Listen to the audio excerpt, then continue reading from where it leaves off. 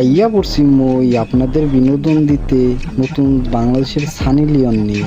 এর বলে কি কি আছে আর কি কি দিবে আর কাদের জন্য দিবে সব কিছু জানবো ভিডিও মাঝখানে। বিনা কোনো রোস্টিং এ দেখা যাক কি সানি লিওনের কি আছে। আমার ঠোঁটগুলো হচ্ছে গোলাপের মতো সুন্দর, ঠোঁট তো দেখা যাচ্ছে না, অন্য কিছুই দেখা যাচ্ছে। আর গাল দুইটা হচ্ছে লাল লাল টমেটোর মতো। এমন হচ্ছে আমার জিরো ফিগার। তো আমরা এত সুন্দর সুন্দর দুইটা গাল হাত দিয়ে টিপতেই পারি।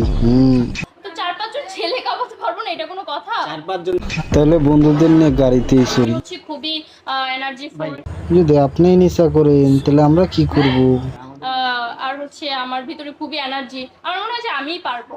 আচ্ছা, আপনি যে একটা প্রশ্নতে বললেন যে যে 4-5 জন গাড়িতে তারাই বলবেন হয় না, পাবলিক হচ্ছে বুঝে নেয়। পাবলিক চুতিয়া না, বুঝতেই পেরেছি। অনেক ভালো। ইভেন হচ্ছে আমার মনে হয় যে পরিচালকদের উচিত যে আমাকে নিয়ে সিনেমা বানানো। সানি লিওনের প্রথম জগতে হ্যাঁ, আমার ছাদের টাঙ্কিতে একটু প্রবলেম ছিল, তো সেই জায়গায় বেশি লুট দিলে তো ছিদ্র হবেই। তো এখন ঠিক হয়ে গেছে। তো দেশি সানি লিওনকে কোন কোন প্ল্যাটফর্ম খুঁজবো?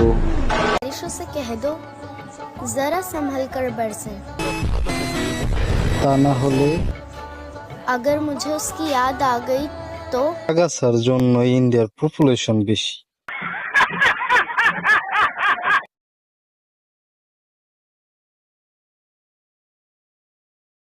আমার ভিতরে খুবই এনার্জি। আমার মনে হয় যে আমিই পারবো।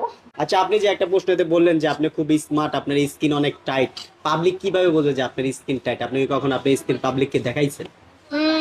না, পাবলিককে কেন দেখাতে হবে? পাবলিককে সবকিছু দেখাতে হয় না, পাবলিক হচ্ছে বুঝে নেয়। নাকটা একটু চোকা চোকা, আর আমার চোখ দুইটা মায়াবী, অ্যান্ড হচ্ছে আমার ঠোঁটগুলো হচ্ছে গোলাপের মতো সুন্দর, আর গাল দুইটা হচ্ছে লাল লাল টমেটোর মতো।